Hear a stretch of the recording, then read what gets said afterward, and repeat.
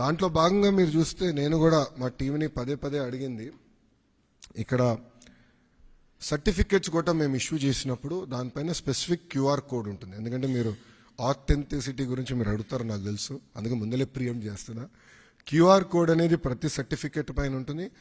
ఆ QR code scan చేస్తే AP government వెబ్సైట్కి లింక్ వెళ్తుంది. ఆ ఏపీ గవర్నమెంట్ వెబ్సైట్ పైన క్లియర్గా సర్టిఫికెట్ పైన ఉండాల్సిన పేరేంటి, వివరాలు ఏంటి వెబ్సైట్ పైన కనపడుతుంది. సో ఎవరు ఫేక్ సర్టిఫికెట్లు జనరేట్ చేసేదానికి అవకాశం ఉండదు.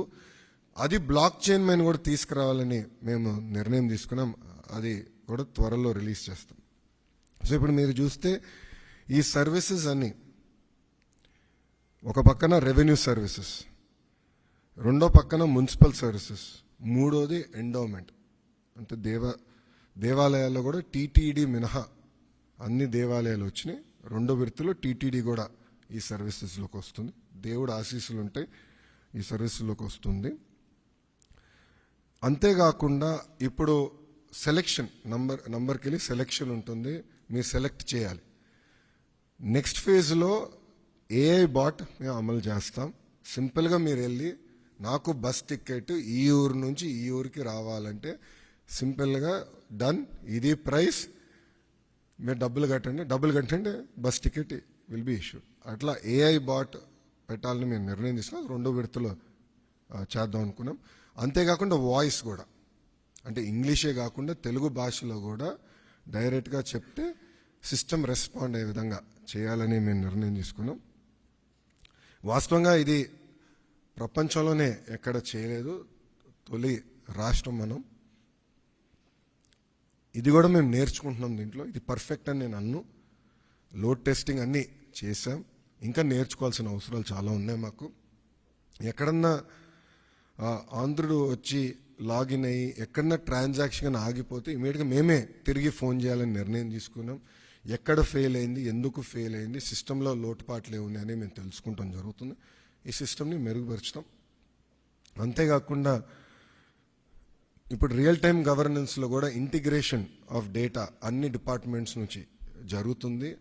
అన్ని డిపార్ట్మెంట్స్ డేటా తీసుకొచ్చి ఒక డేటా లేక్ క్రియేట్ చేసి సీమ్లెస్ సర్వీసెస్ ఆంధ్రులకి అందించాలని లక్ష్యంతో మన ప్రభుత్వం పనిచేస్తుంది. సో ఇది బ్రాడ్ ఎజెండా. ఇది గత 3 నెలలుగా టీమ్స్ అహర్నిశలు కష్టపడ్డారు.